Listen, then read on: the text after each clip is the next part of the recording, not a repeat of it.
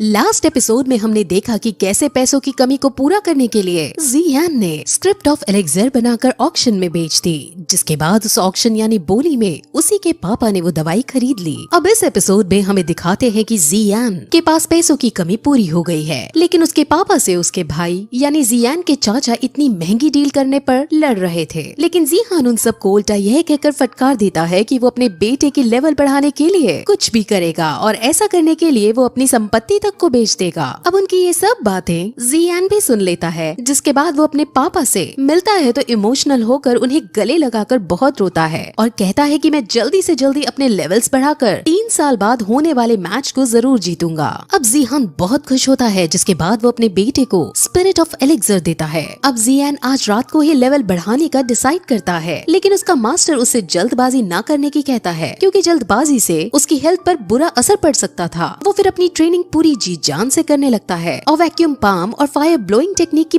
बहुत प्रैक्टिस करता है और इससे उसके मास्टर भी उसकी प्रोग्रेस को देखकर काफी इम्प्रेस होते हैं, क्योंकि वो उनकी आशा से भी ज्यादा आगे निकल रहा था, यानी बहुत ज्यादा अच्छा परफॉर्म कर रहा था। अब जियान का मन लेवल 7 पर पहुंचने का था, लेकिन मास्टर कहते हैं कि वहां तक पहुंचने में तुम्हें 1 साल का समय लगेगा। लेकिन जियान को 2 महीने के अंदर लेवल 7 तक पहुंचना था, क्योंकि 2 महीने बाद उसके शहर में कमिंग ऑफ एज सेरेमनी है, जिसके अंदर उसे अपनी कैपेबिलिटीज दिखानी है। वहीं हमें नायान को दिखाते हैं, जो अभी भी एक पर्वत पर बैठकर मेडिटेट कर रही थी और 3 साल बाद होने वाले मैच के बारे में सोच रही थी। वहीं फिर जियान को प्रैक्टिस करते हुए 1 महीना बीत जाता है, जिसके बाद उसकी बहन उससे सुबह सुबह बुलाने आती है, जिसके बाद वो दोनों उस टावर के पास जाते हैं जहाँ सब अपना लेवल चेक करते थे। पहले जी जूनियर अपना लेवल चेक करती है, जिसमें उसका लेवल 9 था, लेकिन जब जियान अपना लेवल चेक करने जाता है तो हमेशा की तरह सब उसका काफी मजाक उड़ाते हैं। लेकिन फिर जियान लेवल चेक करने जाता है, जिसके अंदर वो अपना लेवल 7 पाता है। असल में इस 1 महीने में उसने अपने मास्टर की मदद से नॉर्मल से काफी ज्यादा हार्ड ट्रेनिंग की थी और पानी को भी अपनी प्रोड्यूस की हुई फ्लेम से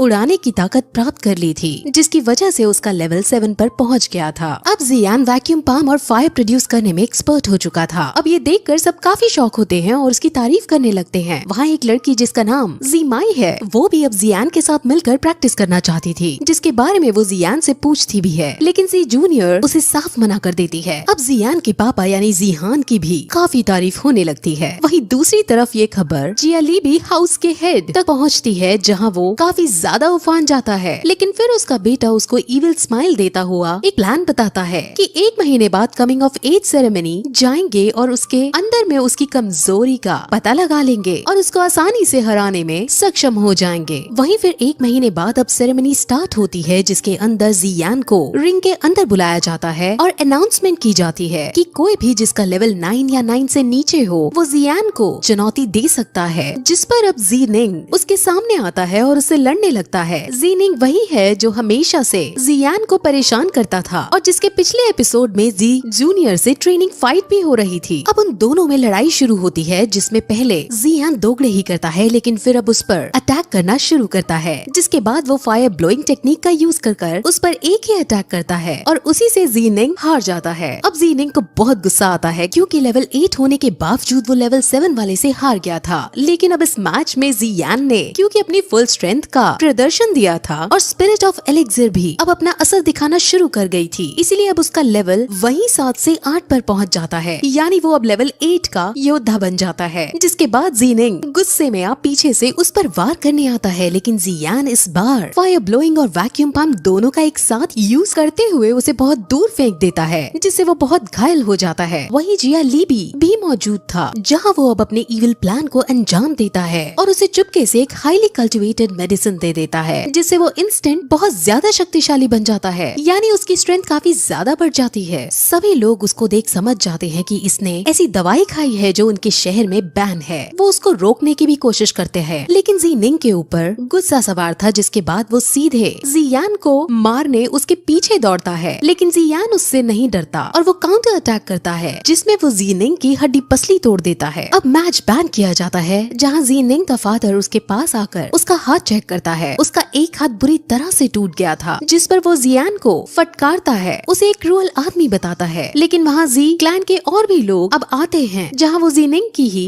गलती बताते हैं, क्योंकि जो मेडिसिन उसने खाई थी वो उनके शहर में बैन थी और अब उसको वो 3 महीने के लिए जेल में डाल देते हैं और जियान को विनर घोषित कर दिया जाता है। जीनिंग जीनान के चाचा का बेटा था, यानी उसका ही भतीजा था। वहाँ पर याफी भी मौजूद थी और वो भी जियान को देखकर काफी ज्यादा शॉक हो गई थी। वहीं सब अब अपने अपने क्लान में लौट जाते हैं, जहाँ जियाली भी काफी ज्यादा आग बबूला हो रखा था, क्योंकि एक साल में लेवल 8 तक पहुँचने वाला इंसान उसने पहले कभी नहीं देखा था। असल में जियान की ताकत डे बाय डे बढ़ती जा रही थी, जिस वजह से जी क्लान मजबूत हो रहा था। और अगर ऐसा ही चलता रहा तो अगर उसकी शादी 3 साल बाद ना भी हो पाई, तब भी जियान इतना शक्तिशाली होगा कि वो अकेले ही सभी क्लान्स पर डोमिनेट कर पाएगा। इसलिए उन सभी को जियान से डर लगने लगा था। लेकिन अब भी उसका बेटा फिर से उन्हें चिंता न करने की कहता है और उन्हें एक आदमी से मिलवाता है। उस आदमी का नाम लियू जी है और वो हालांकि बहुत अय्याश किस्म का आदमी है, लेकिन जियाली बी की अगर कोई मदद कर सकता था तो वो ही आदमी था। जियाली बी उससे जी क्लान को डिस्ट्रॉय करने में मदद मांगता है, जिस पर वो मान जाता है, लेकिन अपनी एक शर्त रखता है कि अगर वो उससे ऑक्शन हाउस के इंचार्ज या फाई को लाकर उसे देगा, यानी लियू जी को या फाई के साथ अय्याशी करने का मौका मिलेगा, तभी वो जियाली बी की मदद कर देगा। अब जियाली बी के पास और कोई चारा नहीं था, इसलिए वो मान जाता है। वहीं हमें फिर जियान को दिखाते हैं जो बाजार में घूमते हुए अपनी बहन के साथ कई तरह की और टेक्निक पर डिस्कस कर रहा था। लेकिन वहाँ वो अपने आसपास ये नोटिस करते हैं कि आज की मार्केट अलग है। वहाँ जब वो इसका पता लगाने की कोशिश करते हैं तो उन्हें पता चलता है कि जियाली बी हाउस ने मार्केट को खरीद कर उनका दाम सस्ता कर दिया है, जिसकी वजह से जी क्लान की मार्केट पूरी तरह से बंद होने के कगार पर आ गई है। जिस पर अब जियान इसका कोई ना कोई सोल्यूशन निकालने का डिसाइड करता है और ऑक्शन हाउस में जाकर याफी से मिलता है, जहाँ वो उसे एक मेडिसिन फॉर्मूला देता है। वो मेडिसिन फॉर्मूला ब्लीडिंग वुंड्स को क्लॉट करने का था। असल में जिस चीज से जियाली बी ने मार्केट को अपने अंडर कर लिया था वो एक रेजिन्युएशन पाउडर था, जिसका दाम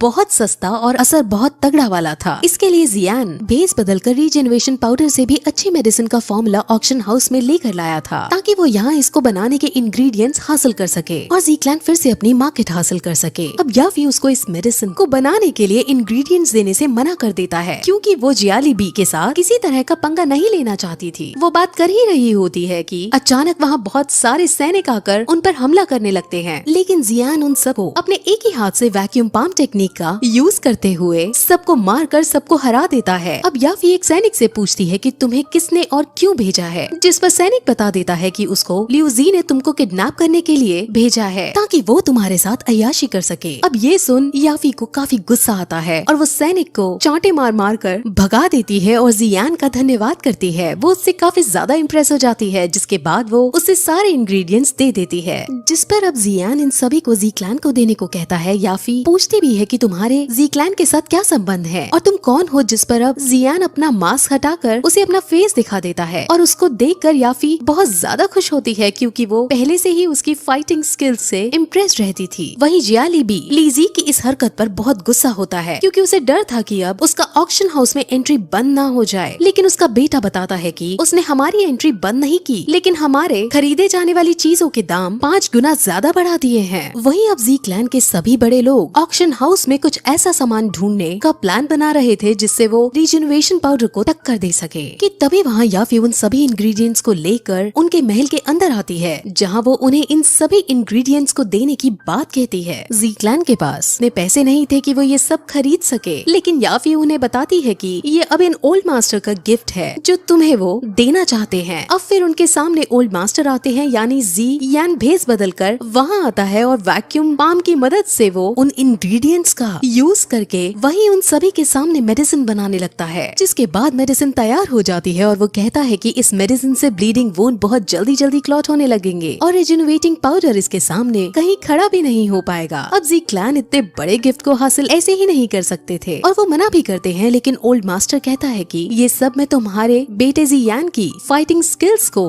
देखकर यानी उससे इम्प्रेस होकर दे रहा हूँ। और ये सब कहकर याफी और ओल्ड मास्टर दोनों वहाँ से चले जाते हैं। याफी रास्ते में उसे समझाती भी है कि जियाली बी से तुम्हें थोड़ा बचकर रहना पड़ेगा, लेकिन जियाली बी से कोई डर नहीं था। और इसी के साथ ये एपिसोड भी यहीं खत्म हो जाता है।